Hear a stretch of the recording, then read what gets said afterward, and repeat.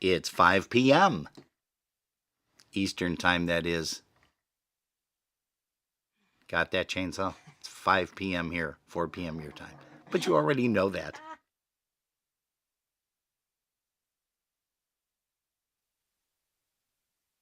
All right, quiet on set. Shh, listen.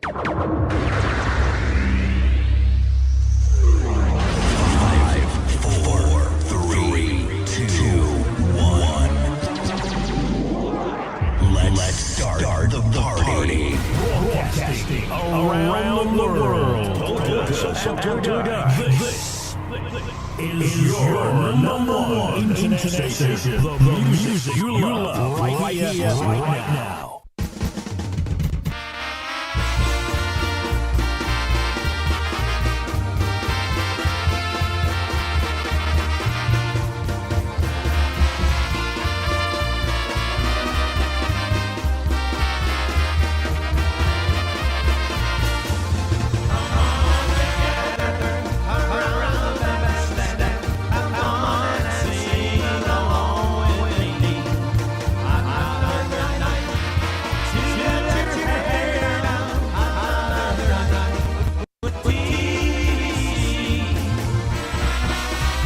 It's another live broadcast special edition. Your USPA IJs of the Year for 2023. Rob and Jerry. Hey, well, good afternoon, good evening, everybody. Listen, it's all good because you guys are here with us and we're here with you on... Polkas After Dark? Yeah, that's right. That's the name of the show. And on Facebook. If you and forget on it, YouTube. just think... Why did you want me to say that? I have no idea. Okay. It's all good because you're here with us and we're here with you. I already said that. Jeez. Hey, Eddie Ryeski's here already. Holy smokes. Linda I'm sorry. Linda Petrozeski, she's here. Vince and Marie Sosnowski. Evan Bozzarelli. Tommy Hoke, brother Tom down in Uniontown. Hey, we've got Mr. Ted Borzamowski here. Welcome, Ted. Also, Mr. Jeff Mittek is here. Gosh, we got a lot of folks that are tuning in already. Looks like Laurie Davies is here, along with Helena Garbach. Hello to you, Helena. Or Helena. Helena, whichever way. Potato. Brother Tom down in Uniontown, PA. We're not having potatoes. No, not today. No. I guess I should pay attention. Why should you start now? Jeez, we're in our 4th year. Why should you start now? Holy smokes. Pam Prisbilla is here. Shibilla, hello to you, young lady. And let's see here. We're excited because we're going to be talking live with Mr. Jimmy Kucharski, a.k.a. Chainsaw, out of the McHenry, Illinois area, which is just a suburb there outside of Chicago. Got a chance to chat with him just a little while ago because he sent us something really nice that we are going to start the broadcast off with today.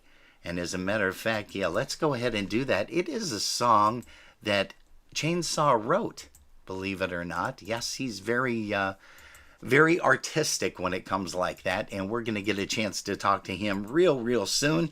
But here is a song that he wrote, and it is called, let's see here, what it be called? I'm just looking over here, over my shoulder. Curly's Polka, and this was recorded live in 1994. Holy smokes. Dennis Motika and the Good Times was the band that he was playing with during 1994's IPA convention. And here you go. Here's Mr. Chainsaw at his best with a song called Curly's.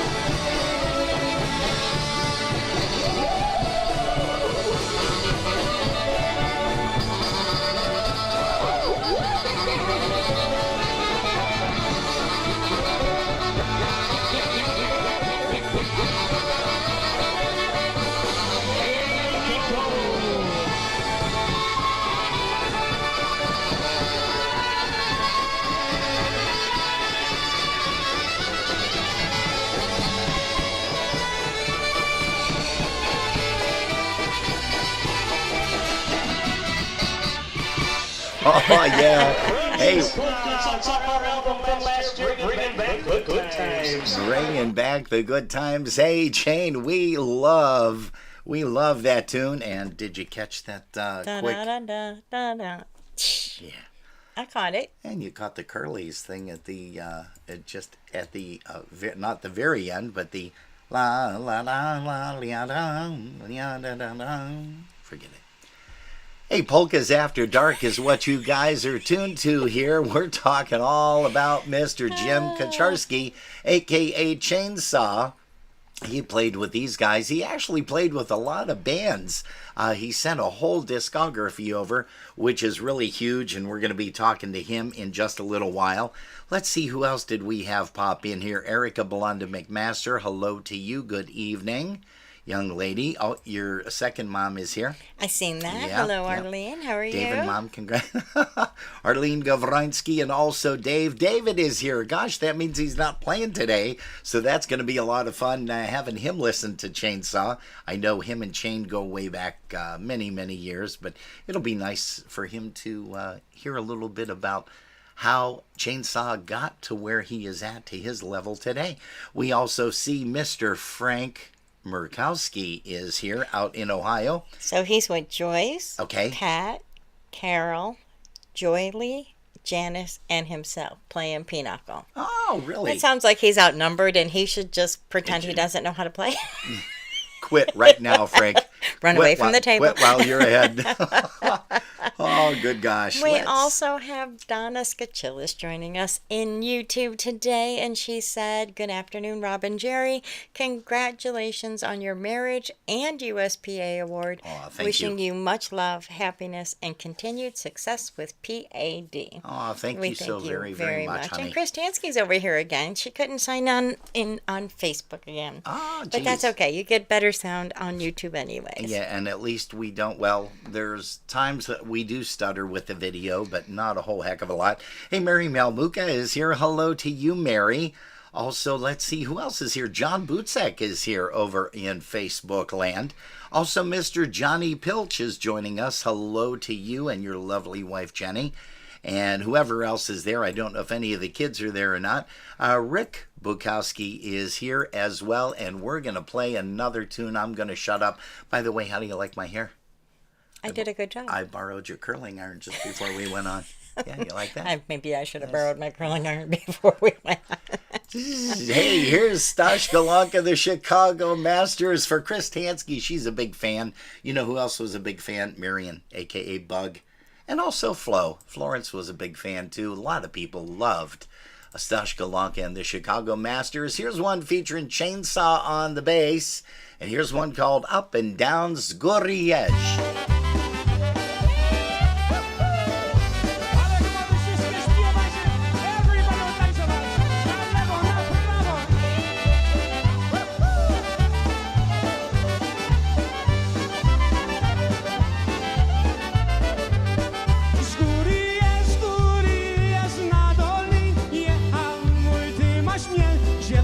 No i szanuj się, nie szanuj, ty masz mnie, dziewczyn. No i szanuj się, do szan. Stodole na dole, na samym klepysku chciałem ją całować i dostać po pysku. Chciałem ją całować i dostać po pysku.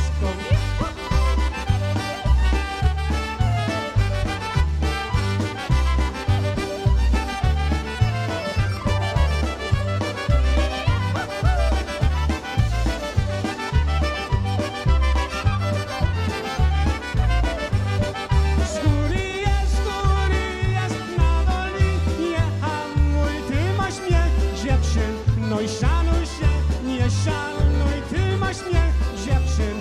No i szanuj się, nie szanuj. Stodole na dole, na samym klepysku chciałem ją całować i dostać po pysku. Chciałem ją całować i dostać po pysku.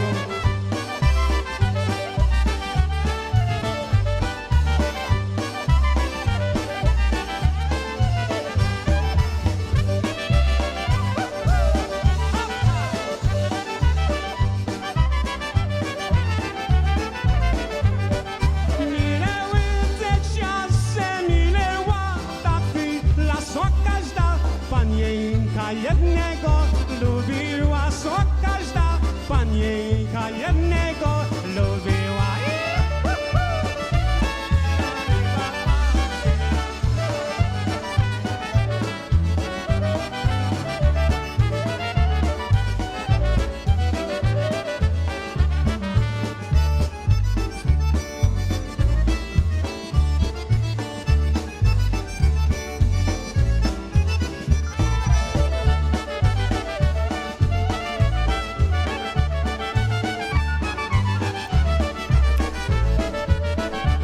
Oh, yeah. Hey, that is Stashkalanka, the Chicago Masters right here. Polkas After Dark. How about a tune? Another tune by Dennis Motik and the Good Times.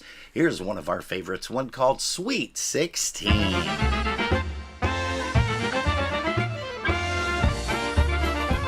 Especially for Mr. Eddie Ryaski. He loves this. Hey, also Rick Kordakowski. He's joining us. Mr. Kelly Grahowski is joining us tonight. Kelly, we are so saddened to hear about Mom. God bless you, buddy. Spotkałem dziewczynę piękną tak jak ja. La la la la la la la. Spotkałem dziewczynę piękną tak jak ja. A miała 16 lat. Ona łapsu nigdy nie całowała. La la la la la la la. Ona łapsu nigdy nie całowała. Całować nie umiała.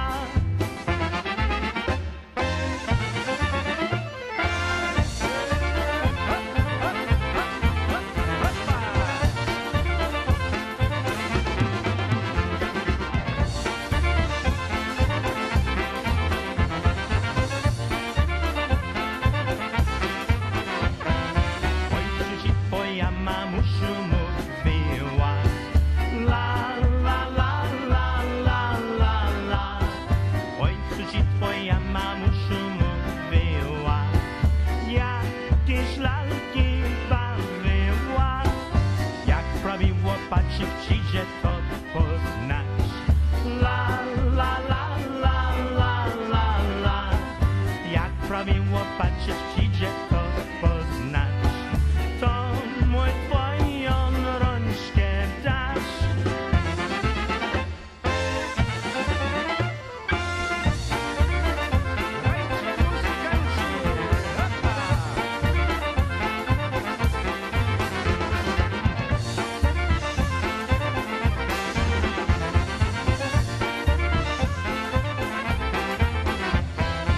Ojcu ci dziewczyno, ty będziesz moja. La la la la la la la. Powiedz mi dziewczyno, ty będziesz moja. Ty będziesz moja żona.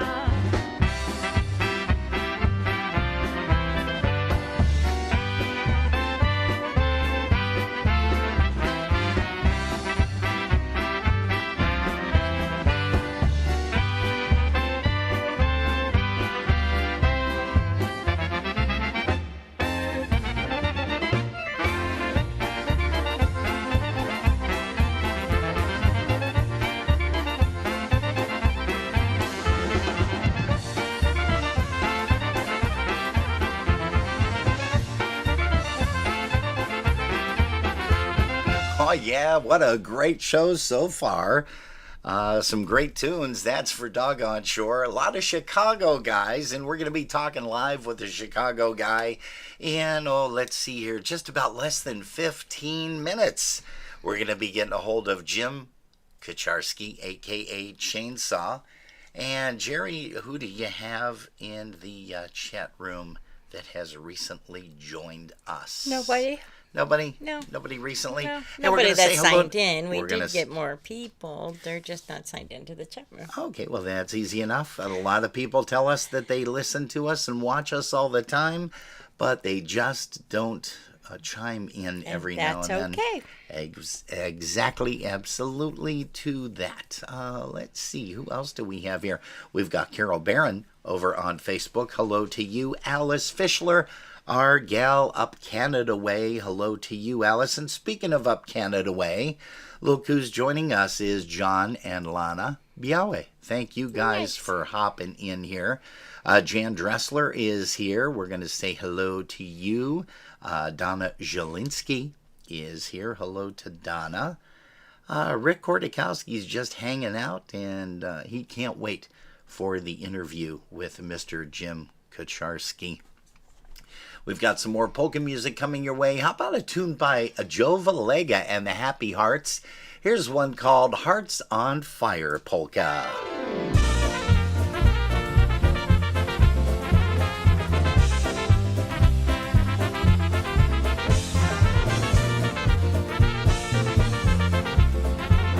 Hey, good evening to Tara and Jim Weber. My heart is yearning, my heart is burning for a love I never knew. When I am near her, when I am near her, my heart just melts away. I wanna know her, I wanna hold her forever in my arms. To know her feeling, what she is needing, and all that she desires. My heart's on fire, my heart's on fire, because I love her so. My heart's on fire, yes it's on fire, because I need her so. Hey, good evening to Tim and Marianne Creenan. Long time no talk to. You guys are always down around Disney.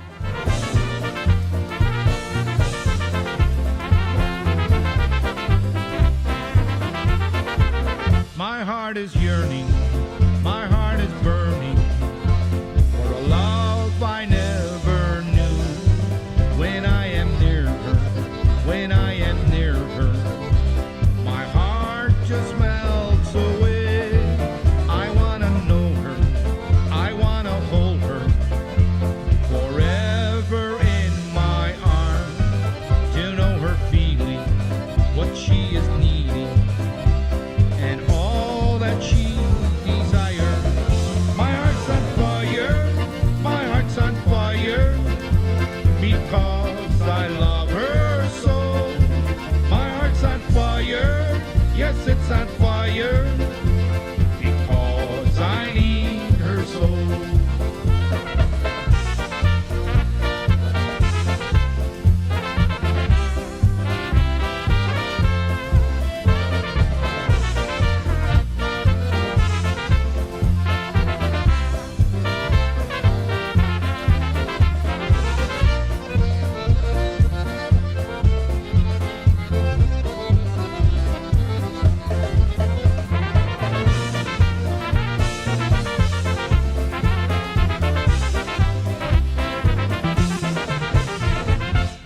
Oh yeah, that everything is upbeat. I just told Jerry that when we were off the screen there. I says, you know, everything that we've been playing so far has been such an Definitely upbeat. upbeat tempo. We love that stuff, as you guys know. And let's see who else is here. Christine Holchuk is here.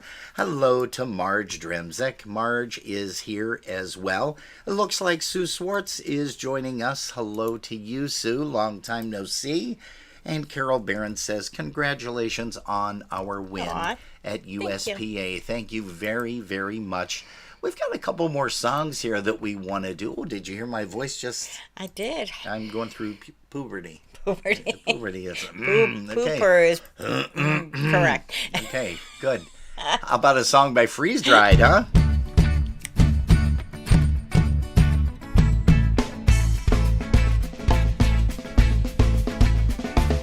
Mine's by dog and yours by dog, sitting along the bayou.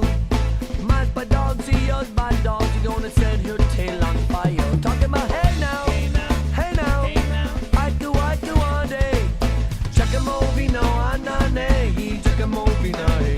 Talking about hey now, I do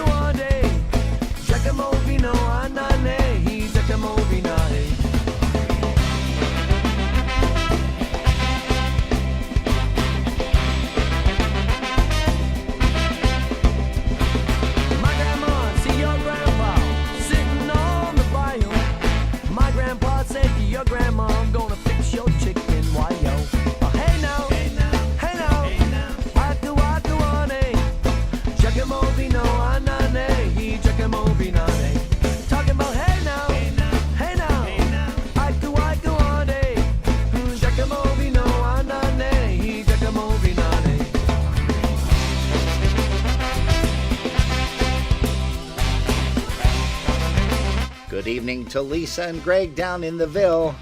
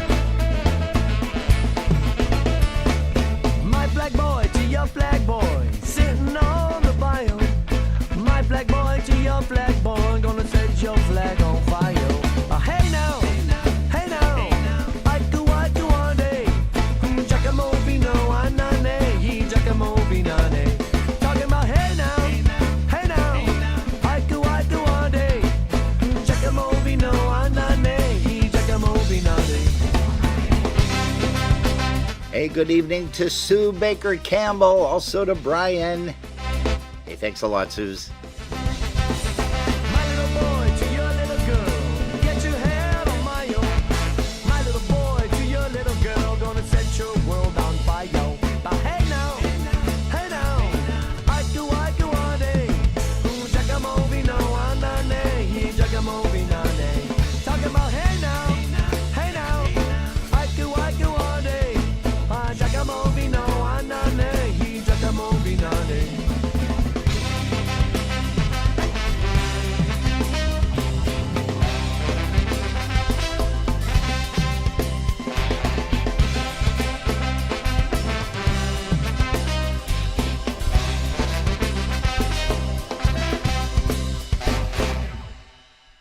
I was getting into that. I didn't know it was going to end that quickly, that abruptly.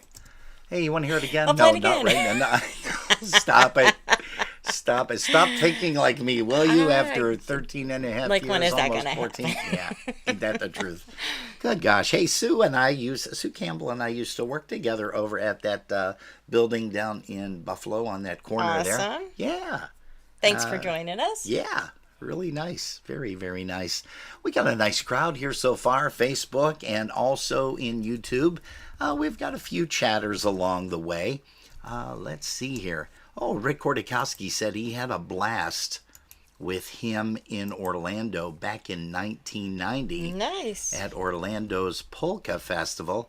He played with Stashka Lanka that weekend.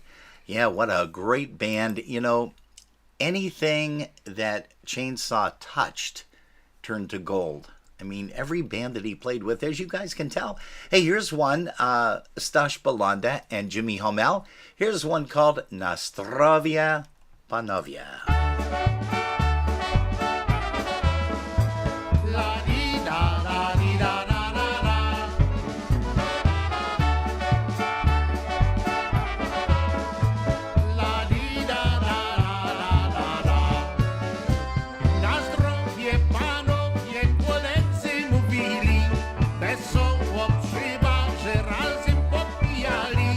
Jest wódkę i piwo, to chcecie wam damy.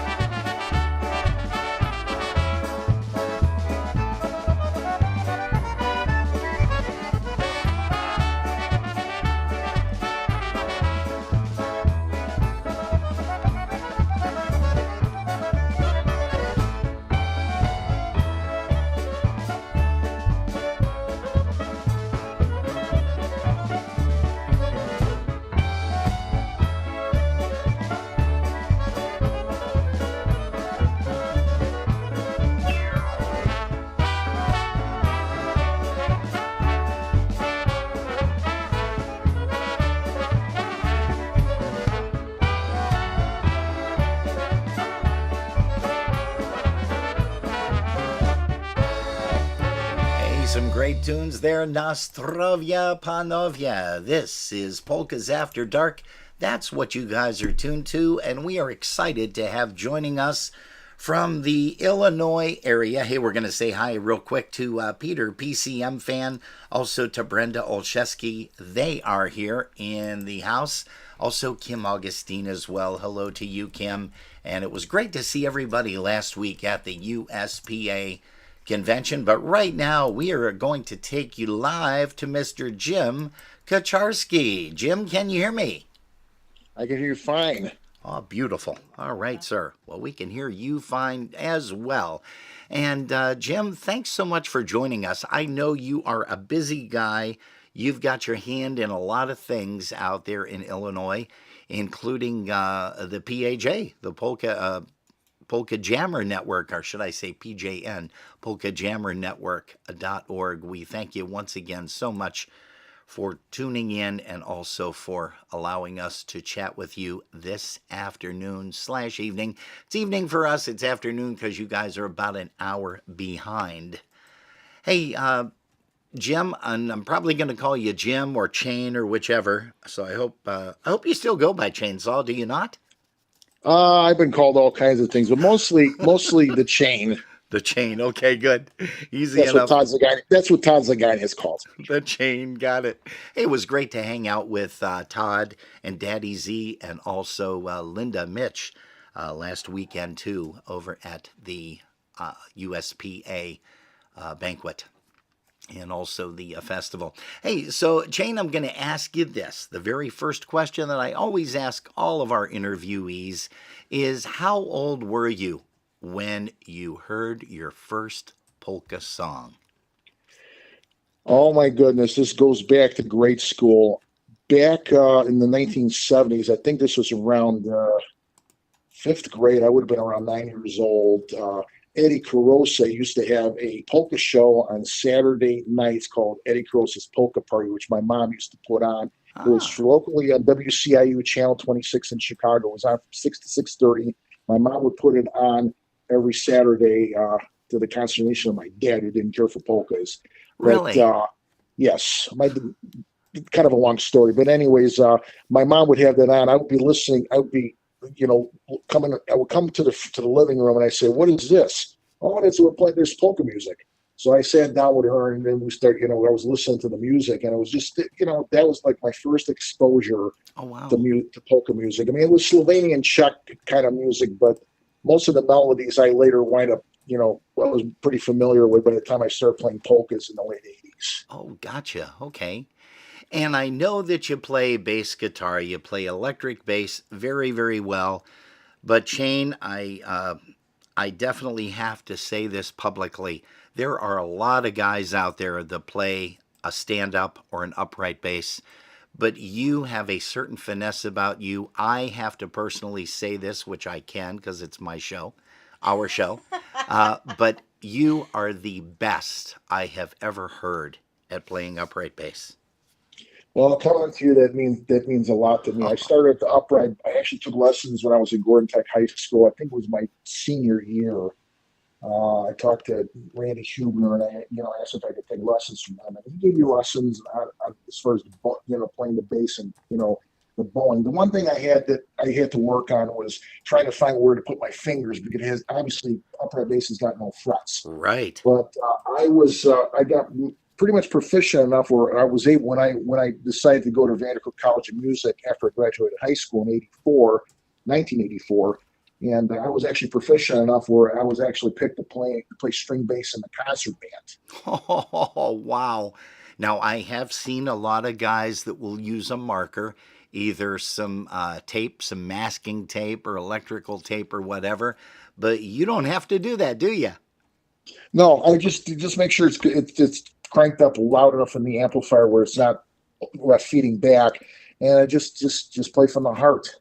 Well, and we remember seeing you bounce around, bounce up and down all the time with playing, and if anybody doesn't remember that, well, they can go on YouTube and catch a lot of videos where you are performing. Hey, we want to jump in real quick and say hello to Pete Petey Wojciech, also to Sue. We've got Oh, yeah. Kevin Zuba on here. Mike Charney is joining us, as well as Nick Shimoleski. So we've got some great folks here. And I'm going to continue with some more things. How many bands have you performed in? Not that you've recorded with, because that's a ton of them in its own. But how many bands have you performed with? Oh my goodness, that's kind of a loaded question.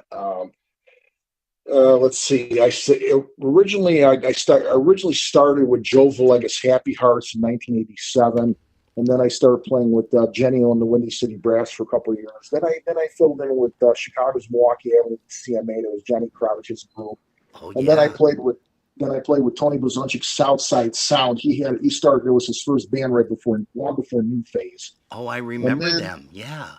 Yeah, and then in 1990, I started playing with Stashko Lonka, and it was my first taste of going on the road. I played with him for 2 years, and it was 90 to 92. I got to meet you guys for the first time out there, and 1992. Then I started. Then I wound up playing with. I went with the Ampolaires. I played with them for one season. That was actually Andy, Dane, Roman Travers, and Wally Golicki's last season. They were retiring at the end of 92. So I played with Donna. And then after that was Dennis will Take on the Good Times, 1993. Most of his work was all private work, a lot of 25th anniversaries. And we did a lot of 50th anniversaries and even a 60th. Wow. So not too many polka jobs, but mostly a lot of private work. I played with his band. I did 3 albums with him, and I played from 1993 to 1996. Eventually, what happened? Bobby Zima eventually left the band, and then Roger Malinowski came into the band. But Roger plays while I love his playing, don't get me wrong, but he plays a very old style kind of drums. Yes. And I had a very hard time trying to follow him. And Oh, really? yeah, and it just eventually got to the point where I eventually called Dennis. I says, you know what, I have to go. This is not working out. Oh, interesting.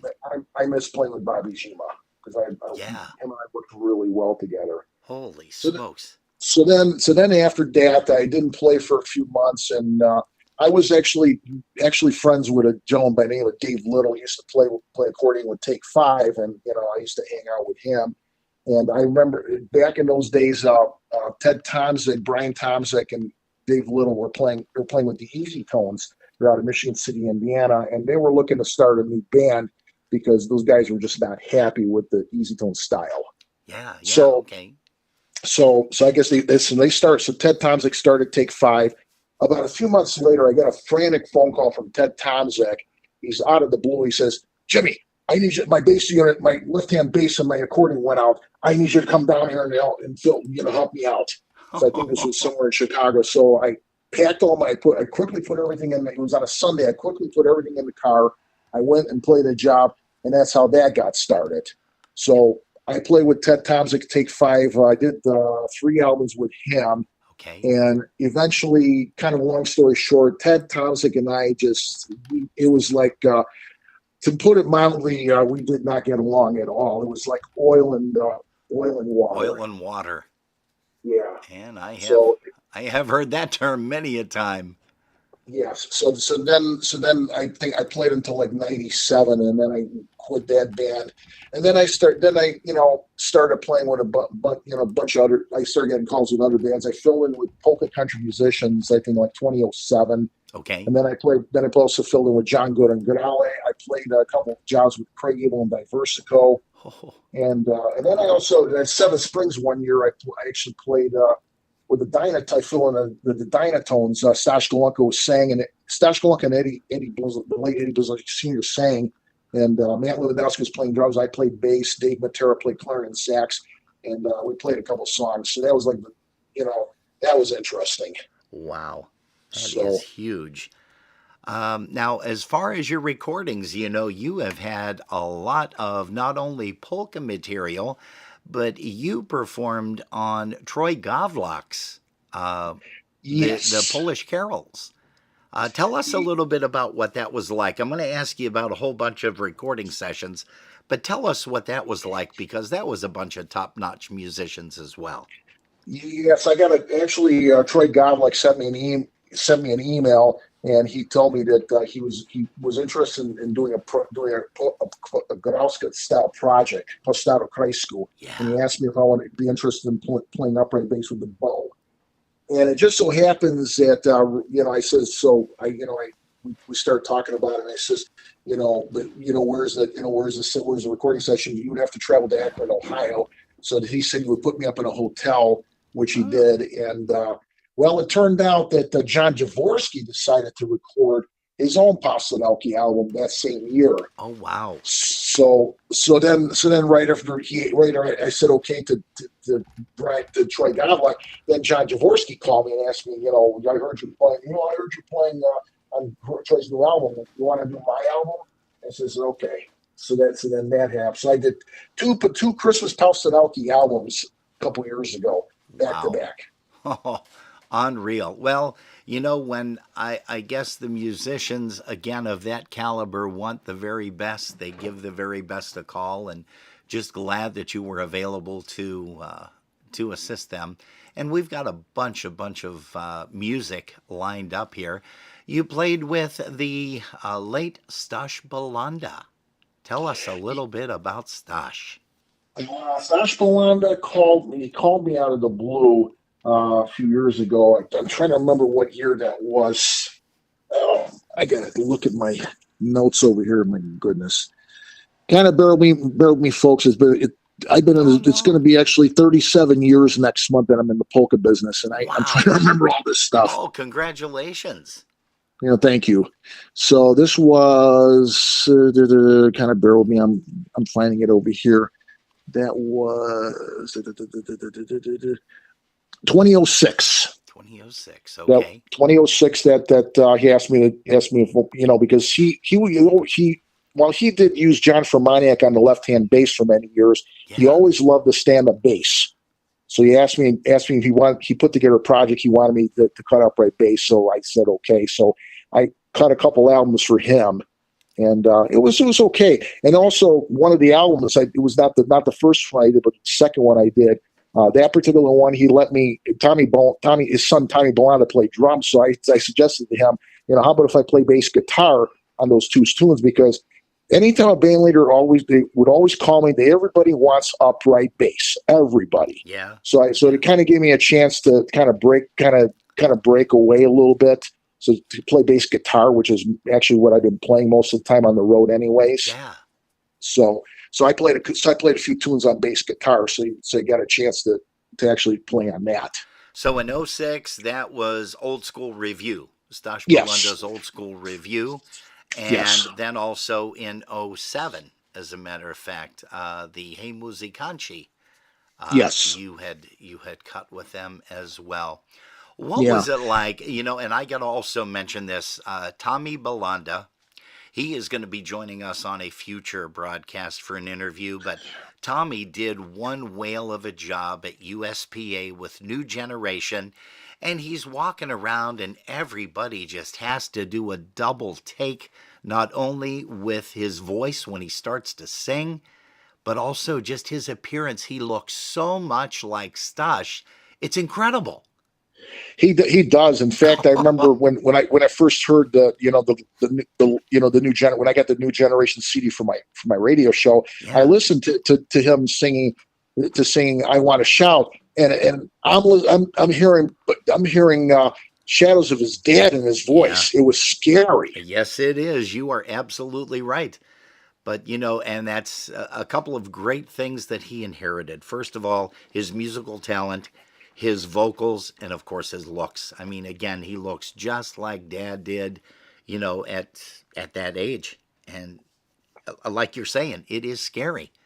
It really is. Yeah. But he did a great job. And so okay, now let's move on over to Jimmy Killian, because you also performed with Jimmy's band. Yes, I was.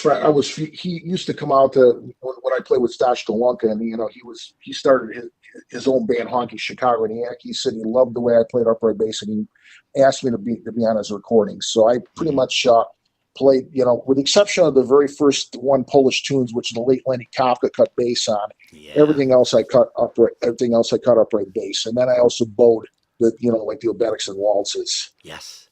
What is, explain to a lot of people when you're talking about bow bass, what does that actually mean? Tell our viewers and listeners. Okay, essentially what it is if you ever seen a symphony orchestra like the Chicago Symphony, and for example, you see the bass section, and they have these rods that they pull across the string. That's a bow, and basically what it is, it's horsehair that's tightened up, and you pull the horsehair. You put rosin on the bow to help it grip better, and then you basically just take the bow and you blow across the string, and it makes a vibrating sound. Now, is that very similar to a violin, a fiddle? Yeah. Yes, same concept? Yes, pretty much, except it's, I think, like 2 octaves lower. Okay. Now, I'm gonna play dumb here. Tell us the difference between an upright bass, stand-up bass, and a cello. A cello is actually it's a smaller size. It's tuned up one step above an upright bass, and but it's basically a cello is kind of like it's kind of like the low end voice of an orchestra. If you ever seen a concert band, basically the baritone would be like the cello in a concert band. Okay. So it plays a lot of the counter melodies. Now, you also mentioned, and I go off on tangents here, Chain, so just so you know, I'm going to be going back and forth with different things, so I apologize for that up front. But John Jaworski, you're very good friends with John. You've recorded with John, like you said, with the Polish Village musicians. Tell us what it's like to hang around John Jaworski, another big name in polka music. John Jaworski, actually, I first met him when I started playing with Chet Kovalkowski's Polish Carolers, because he used to come out every year, and he had that hat, unique hat that he always wear. And actually, what happened was how the Polish Carolers how that started. I was Tony Blazonczyk, whom I was friends when I started in the polka field. Actually, Tony Blazonczyk was the one that found the name chainsaw. That's long story short, when I used to play in Gordon Tech High, when I was playing a 100-piece marching band at Gordon Tech High School, it's now called the Paul College Prep. But anyways, he found out the story from Bob Rizzuko, who was Rick Rizzuko's older brother. Yeah. He played clarinet and sax at the music company. Well, he was my assistant band director when I was at Gordon Tech High School. Oh, wow. And when I played in the I was the only tuba player in a 100-piece marching band. And I played tuba so loud I outblew the entire brass and percussion section. Bob Rizzuko called me Chainsaw because I played tuba as loud as a chainsaw. And then when I started in the polka field in 1987, Tony Blazonczyk got wind of the story and started spreading he basically tacked on that name Chainsaw to my name. And he says, I said, why you call me? Why you call me this? He says, hey, go ahead, let's go ahead and do that. People won't remember your last name, but they're going to remember you as a chainsaw. Yeah. So the name kind of stuck. Yeah, it sure as heck did. That's for certain. You mentioned another polka great, which I love getting on the phone and chatting with, and that is Mr. Chet Kovalkowski. And I'm sure you've got some great stories that you can share about Chet. Chet Kovalkowski is one of the nicest gentlemen you could ever meet in your life. Amen. Getting back to how I got started with how the Polish Carolers started with. Well, originally I started. So Tony Blazonczyk decided to have his own carol group to go to different houses, just like Chet Kovalkowski was doing for many years. Stash Malaga. Mm-hmm. One day we actually went by Bonnie Renitz's. I think it was. I'm trying to remember. It was either Bonnie Renitz's house or somewhere on the southwest side of Chicago. We were caroling at somebody's house. Okay. All of a sudden, the doorbell rings, and it's Wally Medusa saying, "Come on, open the door. It's cold out here." Open her up. So we answered the door. It was the Polish carol. It was Tchaikovsky's Polish carolers, and that was the first time I actually brought the tuba out because I never played tuba, in the polka field until then. Wow. So then Tchaikovsky saw me with the tuba and right away asked me, would you like to go, come with us? And that's where I met John Jaworski. Now, you've got to share the story with everybody because we see pictures on Facebook constantly around the holidays with the Polish carolers. Tell us the concept. Tell us a little bit about what you guys do, because that is huge, Shane. It really is. At that time when I started, what Tchaikovsky put together a list of houses that basically shut-ins. That's like a lot of polka folks that are of age and they're too sick to go out. We used to go to nursing homes and we visit retired polka musicians who couldn't get around anymore like they used to when they were younger. And so we came in and we started playing Polish Christmas carols, Buźmi Wszystkie Dostajenki, all those old gems, and we kind of brought a smile to the face of these good folks. Man, that had to have been the highlight of your day when you were able, especially going to the nursing homes, the shut-ins, like you said, the folks that haven't really had a chance to see anybody live because they have been homebound, so to speak. Yeah, the only drawback with playing with the Polish carols is a lot of times it would be like 10 degrees outside, and my mouthpiece would get really frozen when I pulled it out.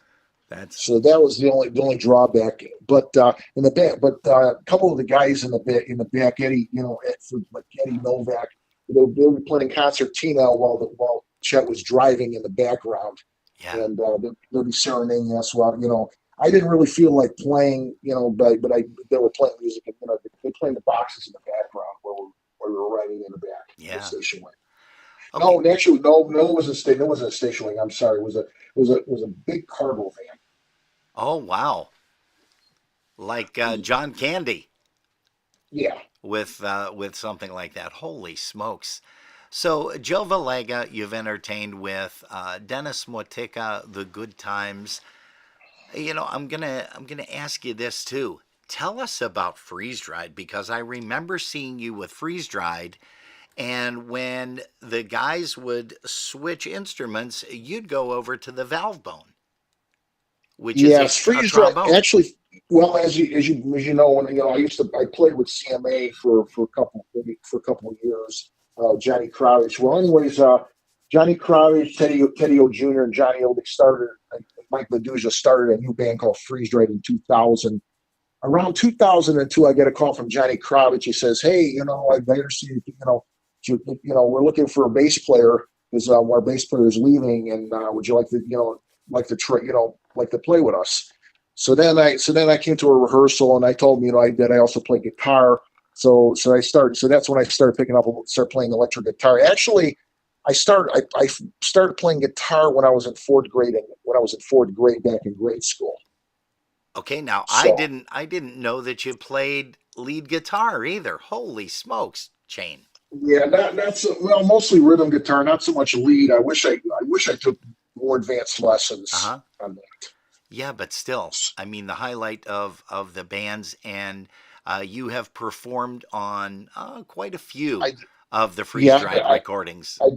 I could tell you it was not okay. I wasn't an artist of the challenge. It was Deliberate Confusion, and let's see, Fear of Rubber Cushions. That one I remember. Yes. Those two CDs. And that, of course, is bass guitar, not so much stand-up. Did you do anything stand-up on Freeze Dried's recordings? I did it on one song on Fear of Rubber Cushions, and the reason because Johnny Kravitz hated upright bass. Oh, is that right? Okay. He says I don't want to hear upright bass. I want bass guitar. That's what he told me. Yeah, interesting. Very, very interesting. You and I we shared a recording back the Polish Village Christmas, volume number 2. Back in, I think it Yes. was '06, '07, somewhere Oh, around in it there. was it was in '07. That was the one. Actually, what happened was that year before that, I actually the Ampliers decided to get a little bit off track. The Ampliers decided to start a record label, and they were actually looking for an artist to actually feature. And back in those days, Billy Gula used to come over to my apartment to tape his Polka Mania radio show, Oh, which used to okay. be on the Polka Jammer, which used to be on Polka Jammer for like 7 or 8 years. But Okay. anyways, we started between one of the songs, during the commercial break, we started talking about it. Then I started saying, it's too bad Stash Golonka never recorded a live album, and then, all of a sudden, then Bill kind of he kind of his eyes lit up and says, "Go Stash." There we go, right there. So that's so then they asked Stash to do the album. So they asked to do the album. So 2006. We decided that we're going to just, they decided that they're going to just have Stash play on New Year's Day and Polonia Banquets, just do the tunes he's been doing for 30 million years, all his little Wally stuff. Yes. So, Yes. but I got to tell you something that happened. I almost didn't end up playing on the album. Oh, They originally wanted to get Wally Pakura, who was playing with the Ampliers at the time. God rest his soul in peace. right. But Zeke Zenazula intervened on my behalf. He says, if you don't, Chainsaw's been playing with Golonka for over 20 years. I want him on bass. If I play with Wally, I'm not going to play like myself. Interesting. So Zeke went to bat on my behalf, and so I wanted to go on the album. The only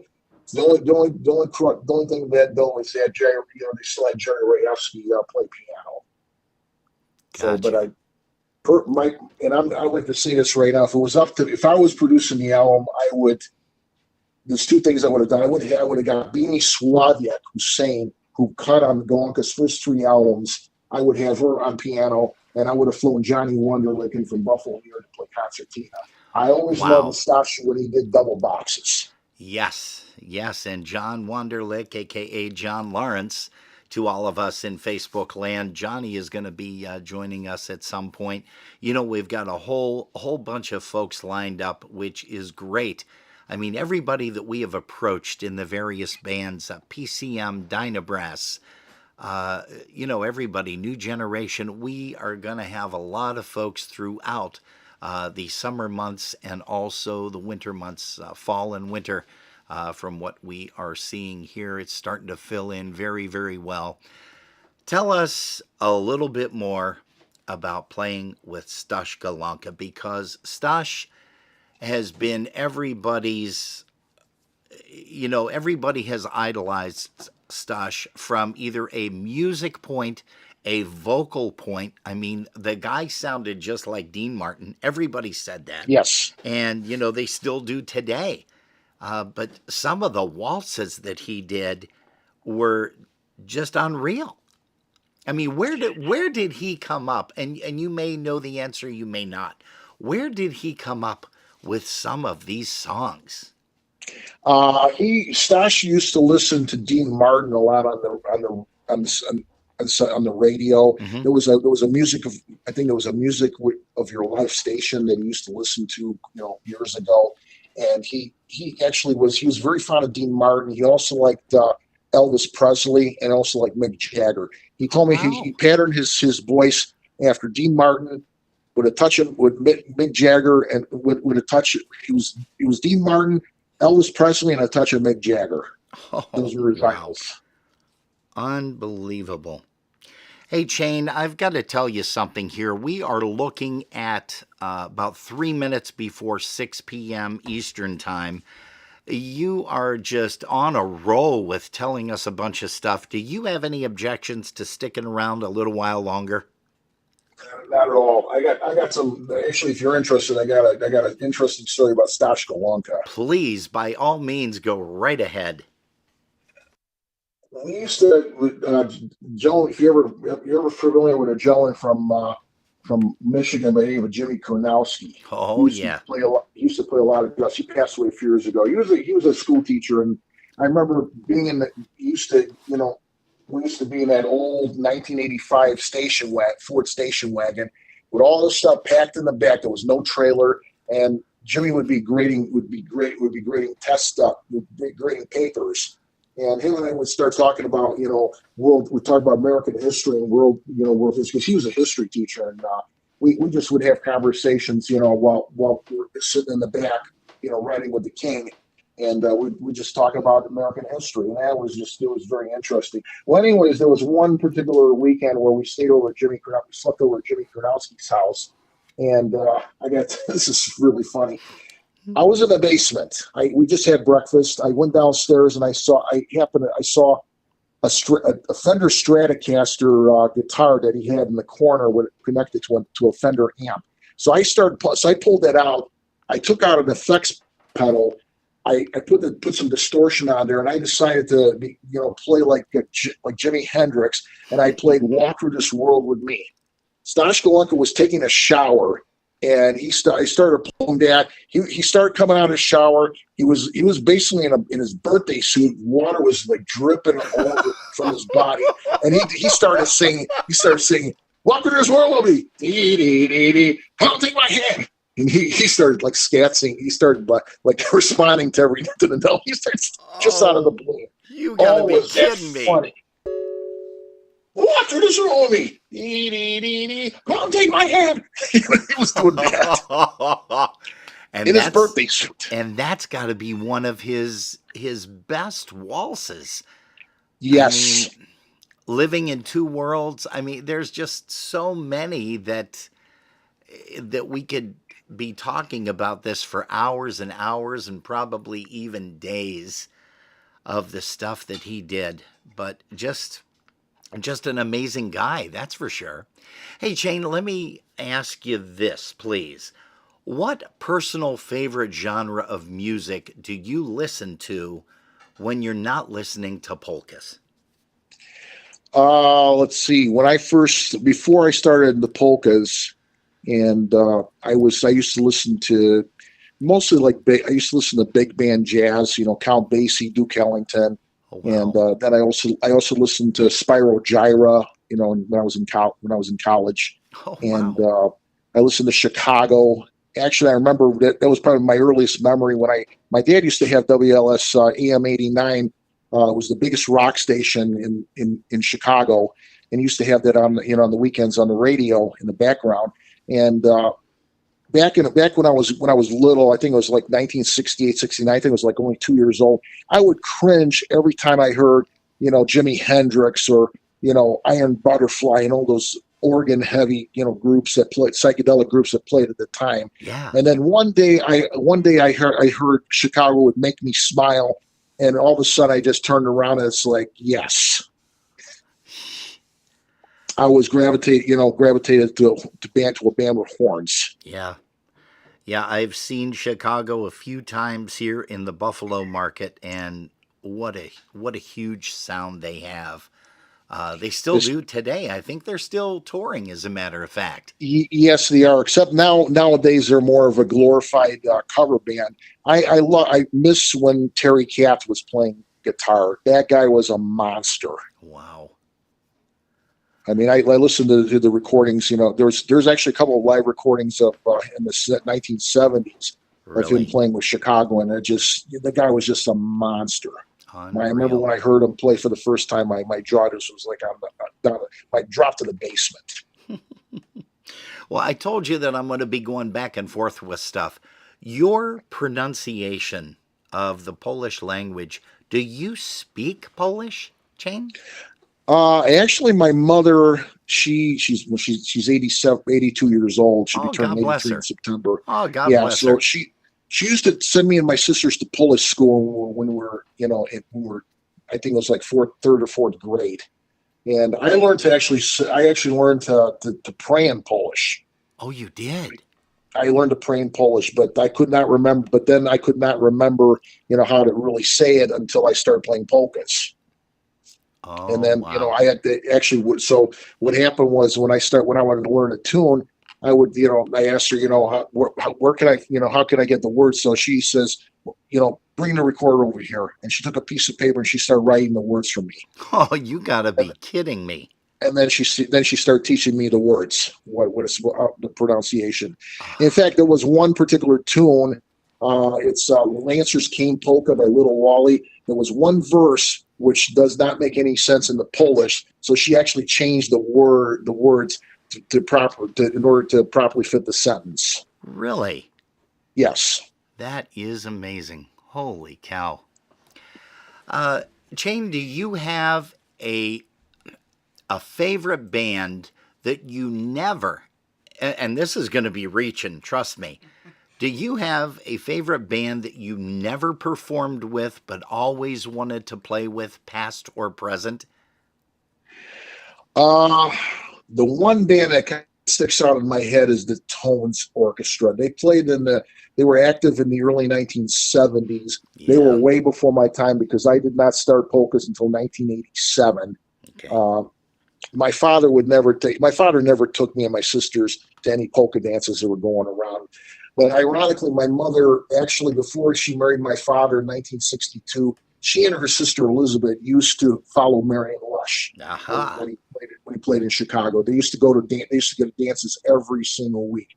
When they met their husbands, it all came to a stop. Oh, geez.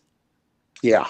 My dad, he passed away a few years ago. He never took us any place. The only place he ever took us was either to the Paddock Lake to go swimming or to go to New Buffalo, Michigan for blueberry picking. That's it, or strawberry picking. But he never took us any polka dances. I didn't get started actually in polkas until 1987 when I met Bill Gula at Vandercook College of Music. Oh, wow. That is amazing. Actually, I take that back. It's 86 because I actually, I'm trying to remember. This is going back because I went to Vandercook between 84 and 86, and I met him. I was introduced by the lead saxophone player in the Vandercook Jazz Band, and we happened to meet in the IIT cafeteria. He introduced me to him, and we started talking. And he says, "Well, let's keep in touch." About a week later, I was in the school library. He came up to me and says, "Jim, follow me." So we went into this room where they had a bunch of cassette players, and he put the headphones on my head. He says, "Listen to this. Let me know what you think of this." So he put on a Stash Golunka recording. Everything goes back to Stash. Yes. So he says, "What do you think of this?" Well, this is rather interesting. So I attended Vandercook for 2 years, and then 86 I had to drop out because I just couldn't handle handle the material. It was kind of a long story. I just wasn't prepared. I think 1987, I finally I had his phone number, and I decided to give him a call to see if he remembered me. And I called, I left a message, and he says, so he left a message, and he didn't call me back. So I finally called him. And he says, "Next time, why don't you tell me it was you?" So I says, "It's like, okay." So Bill and I started talking on the phone. He says, "Yeah, So we started talking. I told him, I asked him what he was up to. He was still finishing school and that. And then, let's keep in touch. About a month later, it was the summer of '87. Bill called me and asked me, "How would you like to audition for a polka band?" So I says, "Okay, what do you have in mind?" Well, Joe Valega is looking for players. He has a band called the Happy Hearts. And so I met Bill. I guess I met Bill. He brought me one of his recordings. It was called "We Love Polkas." So I put that on my turntable. I learned the songs learned the bass parts on the recording. I went to the audition. It was at Kevin Altenberg's house, and it was actually the first time I met him. And what does Joe Valega do? He pulls out all Little Wally songs that I never heard before in my life. Oh, wow! So then Bill told me the story. I guess that Joe went up to him and says, "Oh, I don't know if I can use him. He's not cutting it." So Bill says, "We give him a chance. He's let him learn the music." So I guess Joe took me under his wing, and I started writing chords down on the tunes. The hardest tune that I ever learned was Our Breakup Polka, because that off meter bit. Oh, yeah, So yeah. I actually had to write the chords on it. And eventually I started learning the stuff. And then he gave me a bunch of records to listen to, Jimmy Weber and the Sounds, the, you know, Michael Costa's Limelight, and all those, several bands, just to get me a little more exposed to the bass parts. The one record that really stood out, and then he gave me also a couple Lenny Gomulka records, and the one record that kind of stood out was Sensational Polkas by Jimmy Weber and the Sounds. They had a bass player by the name of Vinny Bozzarelli. Oh, yeah. I picked up a lot of ideas from him because his phrasing on the upright bass was so melodic, and it fit the vocals so well. I learned a lot from him. Wow. So he was like one of my first influences. The very first influence was actually Lenny Kopka, God rest his soul in peace. Yeah. And I listened to his recordings with Lenny Gomulka in the early days, and so then I listened to Vinny Bozzarelli, and then I got exposed to Nigel. Yeah. And I started, listening to some of his stuff, and I just picked up bits and pieces from all of them, and slowly, kind of developed my style. When I first started with Joe Valega, I was like all over the place on the bass. I had no idea what I was doing, so it took me about 2 or 3 years to finally master, kind of get a style going where I was comfortable, playing a lot of the tunes. Yeah. Yeah. That's fantastic. Hey, Jim, do you have a most memorable gig that you played or attended anywhere that really sticks in your mind? It may have been, where there were a ton of people, a huge crowd. Maybe the band just was firing on all 8 cylinders. But do you have a most memorable place that you played or a gig? There's actually a couple big spot. There's a big spotlight. The big one is the United. There used to be Johnny Hisney used to have an organization called the United Polka Association. It's no longer existence. They had a convention every October. And 1991, I was actually I started sitting in with the Ampollers on a couple of times because that was because what happened was that. Dick Zimmer was getting sick, and he needed to retire. So they asked me if I wanted, to fill in, play bass. And I decided, to pull out my tuba for the first time. I've never pulled out the tuba, in a polka band before. So then the 1981 UPA convention, I play with the Ampollers, and I play tuba, and that was a really hot job. And then came to play the tuba polka, and I played that for the very first time. And after the tune ended, that was the biggest standing ovation I have ever gotten in all the years I've been playing polkas. It was almost like the Beatles. Jeez. Oh, that is amazing. Holy smokes, Shane. Yeah, it gets better. And then it just so happened now I was like on fire, with the Ampollers. And then we got done with the set, and then Eddie Blazonczyk Sr. was coming up. He looked at me and says, you want to sit in with me? And I said only if Jerry Rafsky plays piano. And so then Matt Lewandowski was playing drums at the time, and then Matt said, yeah. So here I'm. So then Eddie just picks up the microphone, starts pulling out the tunes, and I played upright bass. Jerry Rasky played piano. It was the studio band playing a live job. This was on a Saturday night. Oh. And then about 4 or 5 tunes into the set, Marion Lush walks into the hall. He comes up, stands right in front of the stage, and then no sooner about two songs later, then Eddie calls him up on the stage. He starts singing. They start the rest of the set. They start doing all Marion Lush tunes. Marion starts singing. Eddie sings harmony. Oh, that had to have been something. I'm sure they did White Table Polka. Yes, and supposedly there was someone from Pennsylvania that actually recorded that particular job, but I have no idea. It's floating out there somewhere. I have no idea who did that. I wish I could get a copy of that. Well, I'm sure maybe Mike Charney or Andrew Kucharski, somebody knows someone that may have that or have had that. And you're right, it's probably floating around out there somewhere. Yeah. So, but it was interesting. But I remember when I played with the Ampliers, all the guys in the Versatones were just standing in front of the stage looking at me. Oh, That's that amazing. that had to have been That is huge. amazing. That had Yeah, to and have then been it gets huge. better. Then a couple of guys in Jerry's the Harris band, they want me to. They asked me to sit in, but Jerry's the Harris said no. He didn't want to do it. But then a year later, I get a call from him, and he says, "Would you like to cut on my next album?"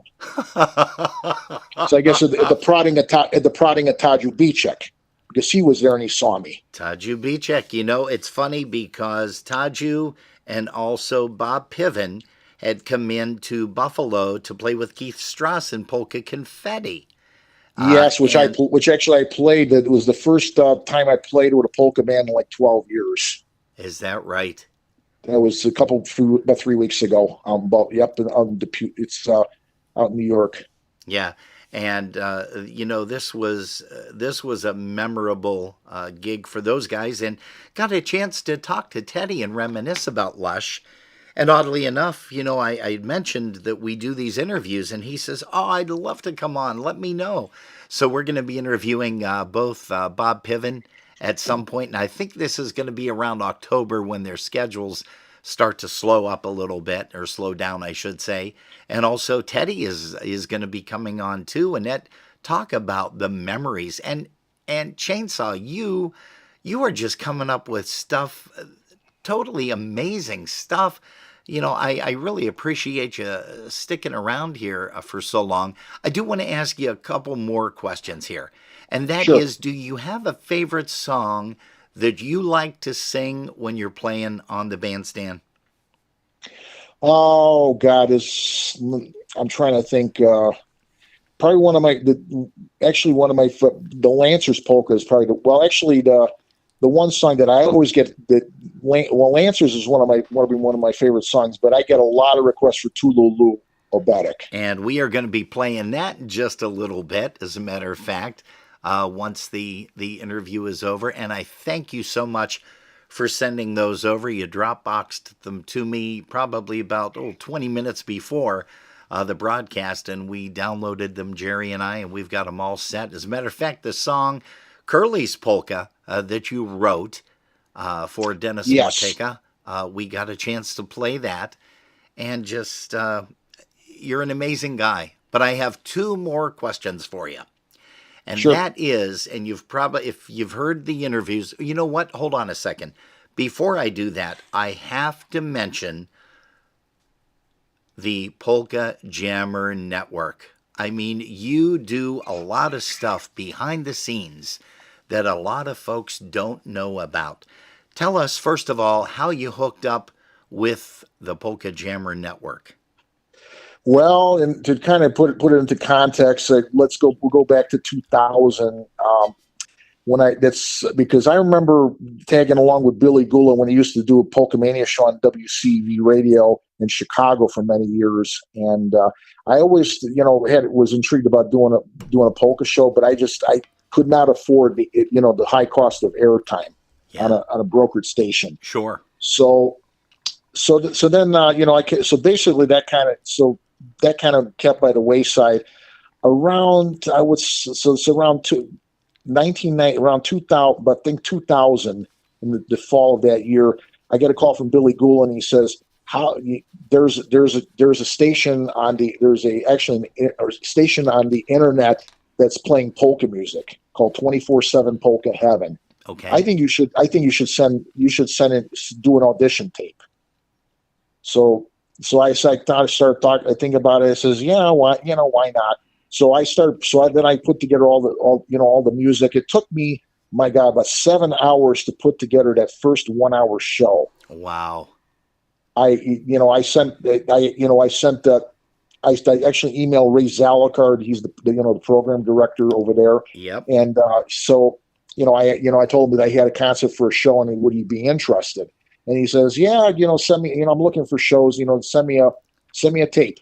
So what I did was he gave me his address. I put together a tape of a show, and I sent it to him. I didn't hear from him for about 2 weeks, and finally I emailed back that says, "Have you had a chance to listen to the show?" And he says, "Oh yeah, your show just aired on WELW here in Cleveland." Oh, wow. And he says, "You got a really nice program. Welcome aboard." Oh. So I started doing a show on 24/7 Polka Heaven All for right. about a couple of years. So I was on there for about doing a show on there every week. It was in 24K mono, and so I was on there right around 2002. I was looking at the IJ director, and I happened to notice a familiar name by the name of Jack Bajeski. Polka Man Jack Bajeski used to follow Golonka. He used to come out when I'm out in Bristol, Connecticut, I think around 1990. And him and I used to be good friends. And I happened to notice he was doing a show called Polka Jamboree. So I emailed Jack and I says, "Hey, this is Chainsaw. You remember me? I used to come out to see Stash Golonka, back in 1990." He emailed back and he says, "Yeah, it's just so great to hear from you. I'm going to be starting a new internet polka radio station called the Polka Jammer Network. Would you like to be a part of this?" So January 2003, I decided. So then I decided, I told, so then I called him on the phone. He gave me his phone number. I called him on the phone. I told him, what I wanted to do. And at the time, he was running a feed of the Polka Jammer Network on a 24K mono feed that can only hold 8 listeners. Oh, wow. Out of his house when he first started. So then he asked me, if I want to be a part. So then I guess then beginning of January 2003, that's when he started the network. He had it was me, it was himself, Peter Danielchek of Connecticut, and Kenny Kanopka. So we were the very first IJs that started on that program. I decided to call that show the Artistic Firestorm. I didn't want to call it my regular show because I wanted to try a few things. So then I did it. He gave me a 2-hour show from 1 to 3 on Saturdays, and I just did basically submitted a show every week. The problem was the U.S. Postal Service. It took almost 7 to 11 days for my CDs to get to his house. Oh. So I decided, there's got to be a better way to do this. So then America Online started offering AOL Instant Messenger, where you could actually, put an MP3. You can actually send MP3s to people. So then I decided, how about if let me try sending you a show that way. Mm-hmm. So then I started doing that, and then a few months later, I started doing some research, and pretty much Polka Man Jack says, if there's you have any ideas how we can improve this new network, go, knock yourselves out. So then I started doing some research as far as streaming audio. I started learning about servers and all that stuff, and I started talking to several tech people, and asking a lot of questions, and they would give me some advice of where to look for. So then finally I decided, I came across this site that actually was selling servers for a monthly fee. So then I decided, it didn't cost too much at the time. So then I decided, to upgrade Polka Man Jack from this dinky 24K mono feed to 128K CD stereo sound. So then the June of that month, we actually converted everything. We converted the operation. I started running the thing out of my house, and we started running in a stereo for the first time. Oh, jeez. And then that is amazing. It gets better. But then a few months later, Polka Man Jack, I was a little bit jealous that Jack was doing live shows, and then I couldn't do a live show. I was sending him pre-recorded shows. I says, wait a minute. So then I was watching the Olympics one year, and I happened to catch a relay race. It was, I think, a 5K relay, and it kind of gave me, and I had a light bulb going in my head. I said, relay. So then I decided, if I could purchase a server to actually relay my feed to the station, and then I could actually do a live show. So I said, is there a way we could try that? So he actually brought in my feed in, and it was the first time I actually did a live show in stereo. Holy smokes! Now, were you the first one to do that? I was the first one to do that, and then right after that, then I got a call from Polka Man Jack about 2 weeks later that Nick Korlick wants to now do a live show, and then Keith Strauss wanted in, and then Matt Vasilevsky wanted in. Wow! And then Billy Bolina wanted in, so it kind of started to snowball. Yeah. Holy smokes! So back in the early days when we first started, band leaders would not send promo CDs to our IJs at all. They thought they were just a flash in the pan. Oh. So, but I believe in what Jack was doing, because obviously there was Ray Zalokar, obviously, he's got the Slovenian market locked up at 24/7 Polka Heaven, and then Yes. you've got Aaron Schulke, he's got WRGQ Radio in Appleton, Wisconsin. So he's got the Dutchman people locked up. So, but there was a need, a void for regular polka music that we play. So then I started helping Polka Man Jack build up this network, and things kind of start building up little by little. I was passing out business cards, advertising the jammer, try this out. So the new internet polka radio station, the Internet Polka Alternative, we called it back then. And it just slowly started little by little started taking off. I remember, my goodness, when we first started, it was like we only had like 40 people listening. And then it gradually got more and more and more. And now you've got tens of thousands of folks that tune it in, 24/7, 365, which is amazing. Yeah. Unfortunately, in 2008, that was a very, very sad part of my life. I just lost my job working as an instrument repair technician after about 11 and a half years. And I had a hard time trying to I was like out of work. And I was, the one frustrating part about in the early days of the Polka Jammer was that Polka Man Jack was getting all the accolades on how great the jammer is, blah, blah, blah. And I was getting all the complaints from listeners who couldn't tune in. I was getting complaints from the IJs that their shows weren't, the shows were not, they weren't getting my shows on time. Yeah. And I was getting, basically, he was getting all the accolades. I got all the complaints. And that's what so basically just by 2008, and then, Polka Man Jack and I were friends for almost like 7.5 years, but unfortunately, we kind of started having cracks in our relationship. The big thing with Jack Bajeski is that he preferred playing a lot of the older stuff like Gene Wisniewski, Joe Rock, like the East Coast music. But I want to promote the bands like the Dyna Brass, all those bands that were on the road traveling 500 miles to go play these polka festivals. The bands that were playing today.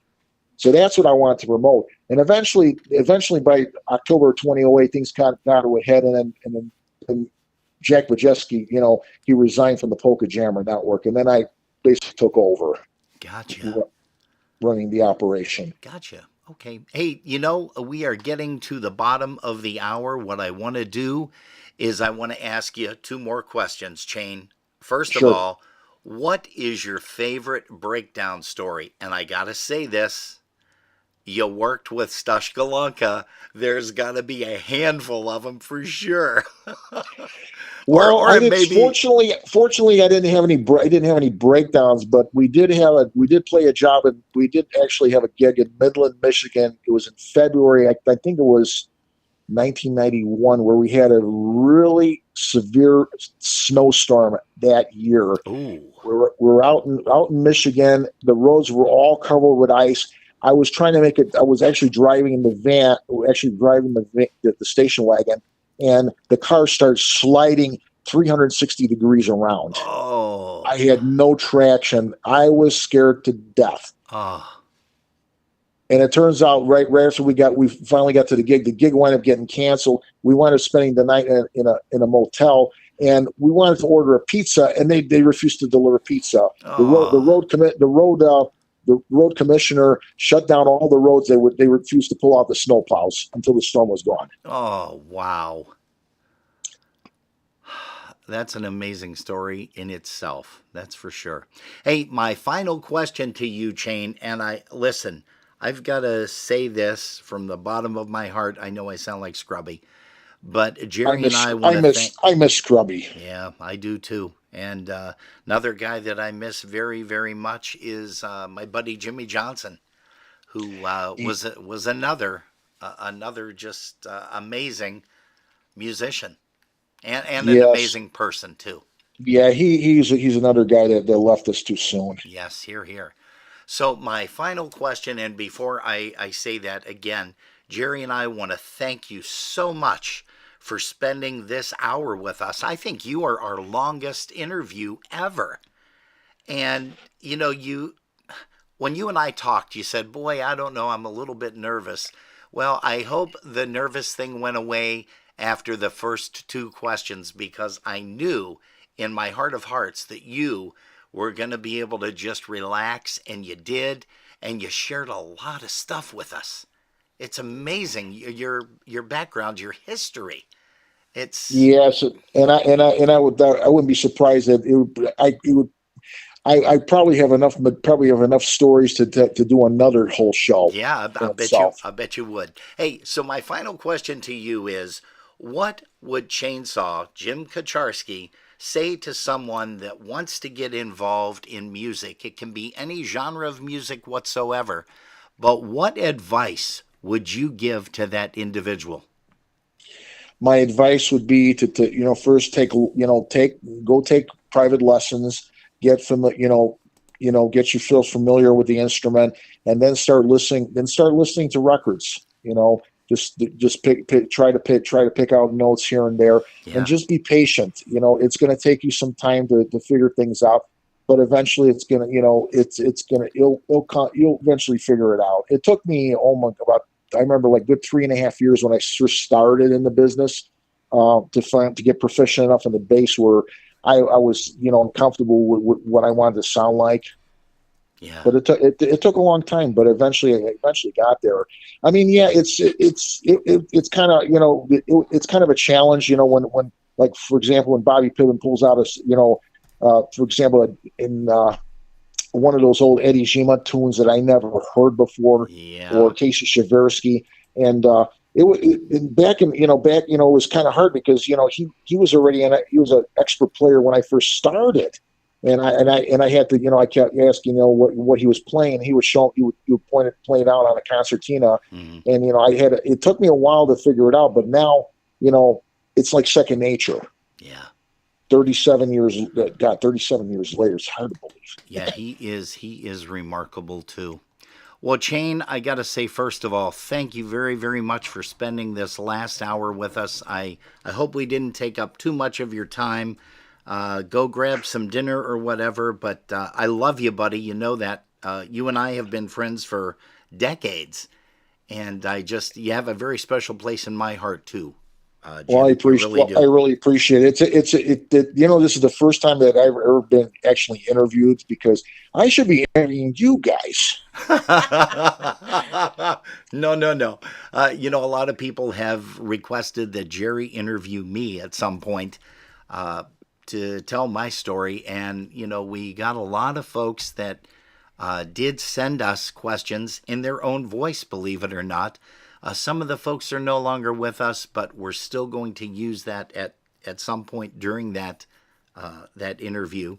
But again, I can't thank you enough. We can't thank you enough for spending the time that you did. But before I let you go, you have to give us the prelude, the introduction to the Tululu Obetic, featuring on the vocal Jim Kucharski, a.k.a. Chainsaw.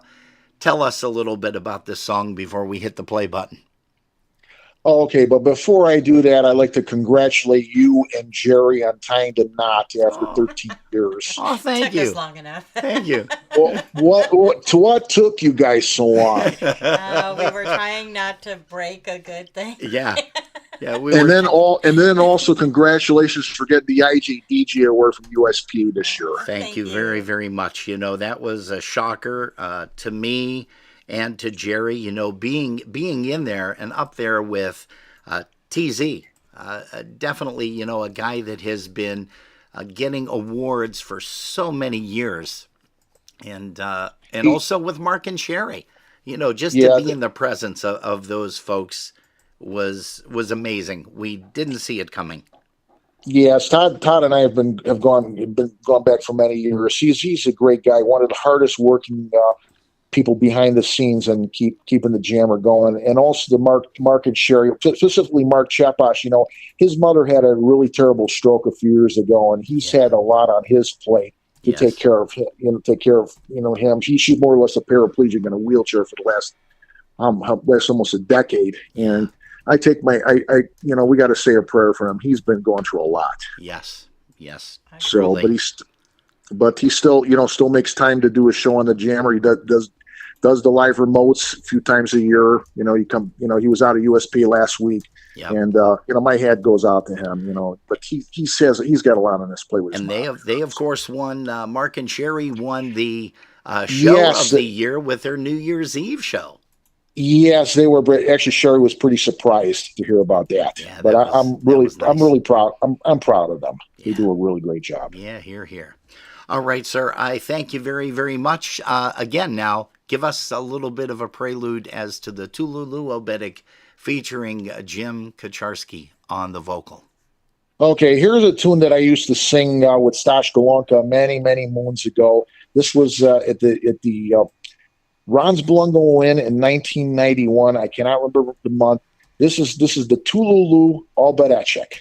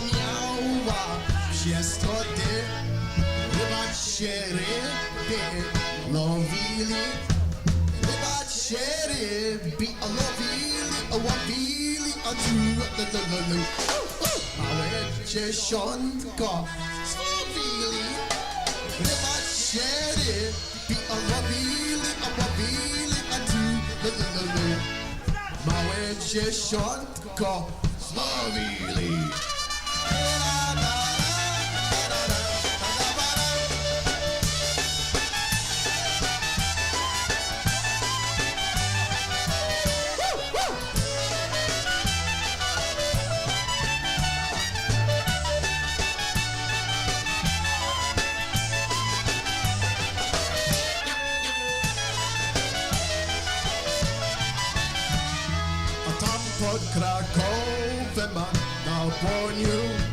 Tam pod Kraków, na boniu, a tu. Wywijał Jaszua na koniu. Tam pod Kraków, na boniu, a tu. Wywijał Jaszua na koniu. Kasia za Jasiem chodziła. Kasia za Jasiem chodziła, a ty. Jeden cię śmiała, wszystko ty. Kasia za Jasiem chodziła, a ty. Małe dziesiątko nosiła.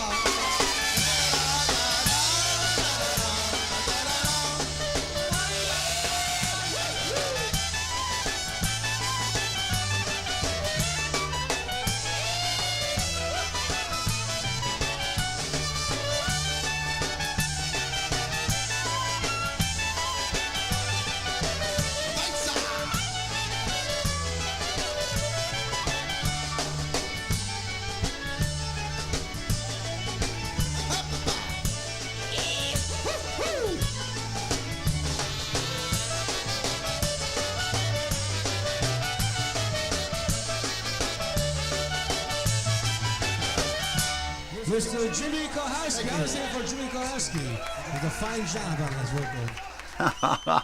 Unbelievable, man. This was one of our finest hours, and I do mean hour, because we have never interviewed somebody for 60 minutes No. you know, it wasn't repetitious. And you guys probably could have been on for about another hour or two. He was right about that, yeah. It's just scary, the stuff that this kid, and I'm going to call him a kid, okay, because I'm old, but that this kid has accomplished Yes. over his time in polka music. I mean, wow. Hey, God bless your mom, Jim. I hope that everything goes well for her. But again, thank you so much for spending the time with us. We've got a few more songs here that we're going to play for you guys. It's 20 minutes before the hour of 7 East Coast time. And here's a tune called Hop In Polka.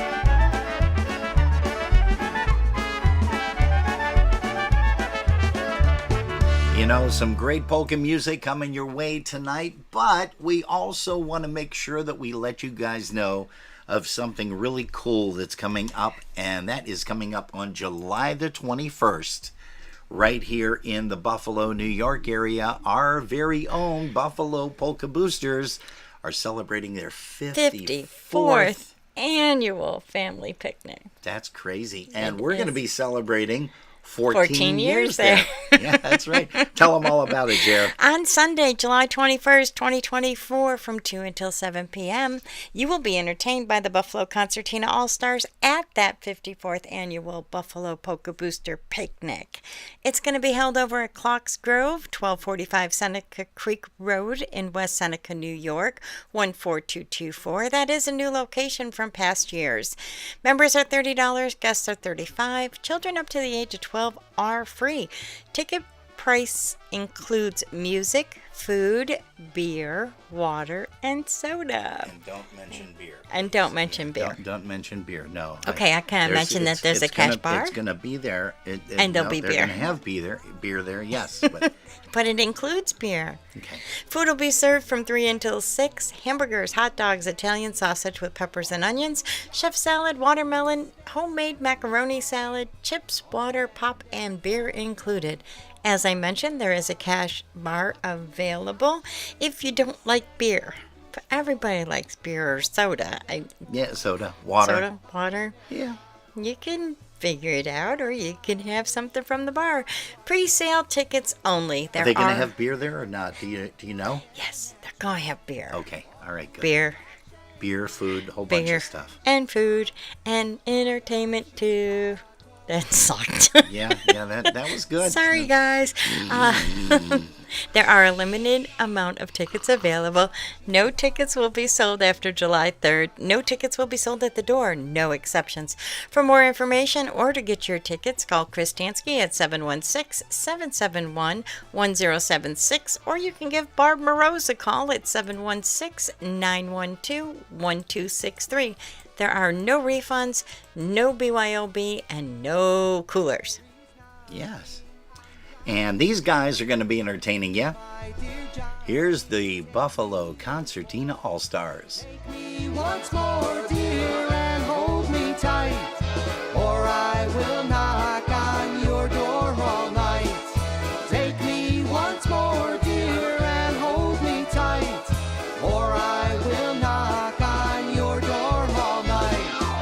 I will be knocking each night and day until you tell me that I can stay, dear, and be with you, because I love no one else but you. That I can stay, dear, and be with you, because I love no one else but you.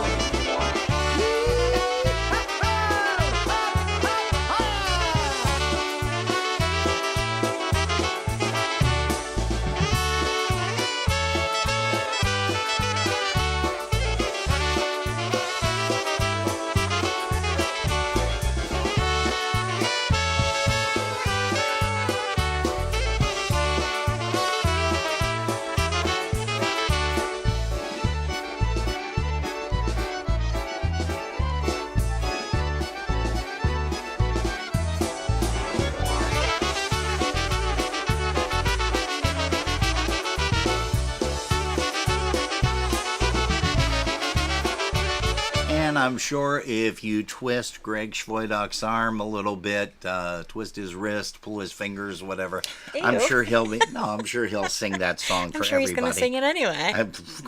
Of course. Hey, we also want to make mention that, Jerry, I'm going to be taking a little bit of a breather with these interviews. Not really. He's going to be still on control. I'm going to be in control. In control. I'm going to be In working control. the controls. There we go. But you are going to be doing the interview. And who is your first interview? My first interviewee is Kathy Casper Medea. Now, who is Kathy Casper Medea, for the folks that don't know her. Everybody in Chicago knows her, and everybody in polka music knows her. But for those who don't, share with us a little bit about Kath. Okay, well then I have to get off the screen. Okay, you can do that. I was on another screen. Sorry. Okay, no, that's fine. So, Kathy is my first interviewee. On the 9th of June. On the 9th, okay. Yep. That's coming. You can tell I'm not ready. Oh, that's fine. Way to go, Robin. You be prepared? Oh, come on. Never. But I was Never. just Oh, you prepared, were. and then you started talking, and then I got distracted and closed the wrong window. Oh, The okay. wrong window. That I got back up. All right. She is engaged to Mike Medusa. I know him. You do know him, and He's they one of my have best friends been out there. like looking at her pictures today because I'm stealing some for the show. Yeah. It is really cool to see how they progressed.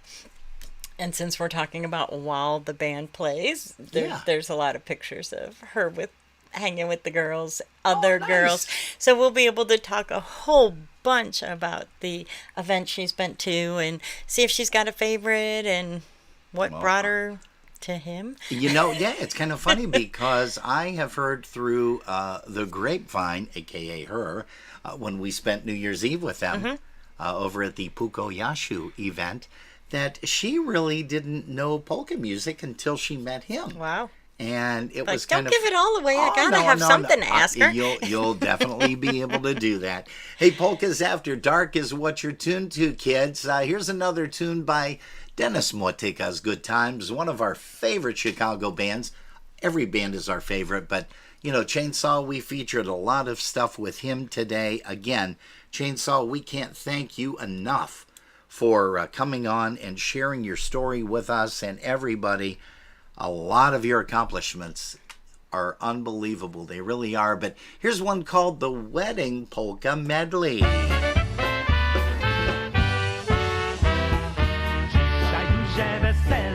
Dzisiaj duże wesele, goście się sprowadzają, a młodzi ich witają. Dzisiaj duże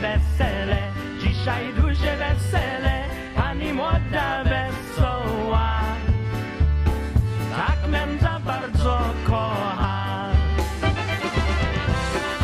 Słuchajcie, muzykanci na weselu, opa!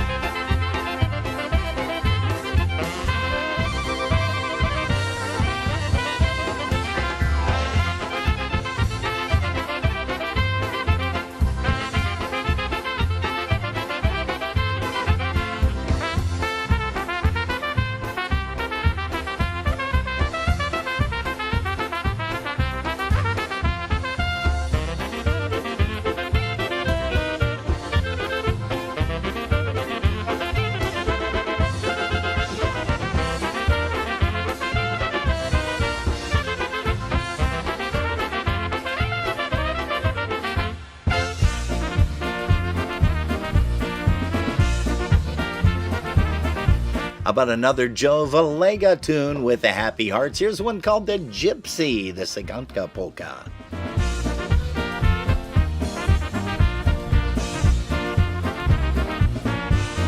Jak przyszedł wieczór po rynku, jak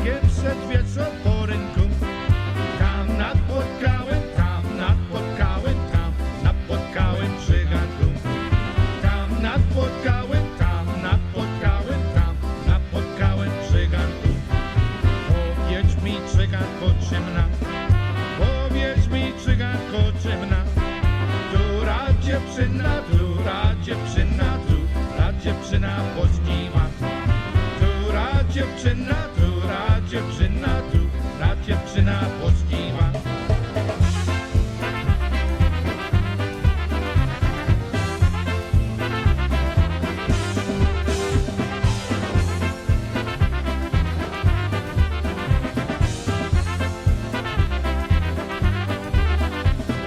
Ta jest dziewczyna poczciwa, ta jest dziewczyna poczciwa, która z daleka, która z daleka, która z daleka omija. Która z daleka, która z daleka, która z daleka omija. Ty chłopcom minąć nie może, ty chłopcom minąć nie może. Rozczerwieni się, rozczerwieni się, rozczerwieni się jak róże. Rozczerwieni się, rozczerwieni się, rozczerwieni się jak róże.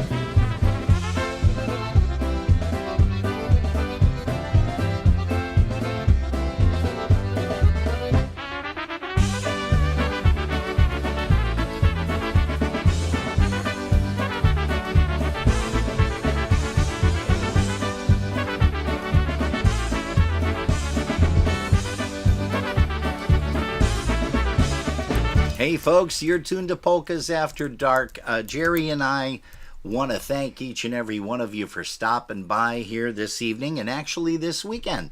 We know you guys have a lot of stuff to do on the weekends, and we appreciate when you're able to stop in, like Alice Fischler, Tom Kazawa, Georgia Rizzo, Rick and Jen Pianowski, Lynn from Min. Lynn from Min, let's see here, Bill Parker, everybody that stopped in, Andrew Pilecki. Thank you so much. And again, folks, we do thank you ever so much for putting us on. As we always say, if you've been listening in your car, Thanks for the ride. you're tuned to Polkas After Dark. We will catch you next week, Saturday, from what we understand. It may be a little bit later in the evening because we have a function that we are doing, a family function. So we may be a little bit late in beginning, but watch Facebook and we'll let you guys know all about it. Polkas After Dark, again, is what you're tuned to. Here, we're going to finish things out. Well, we're going to be doing dinner, but here's one called the Breakfast Polka with Freeze Dried.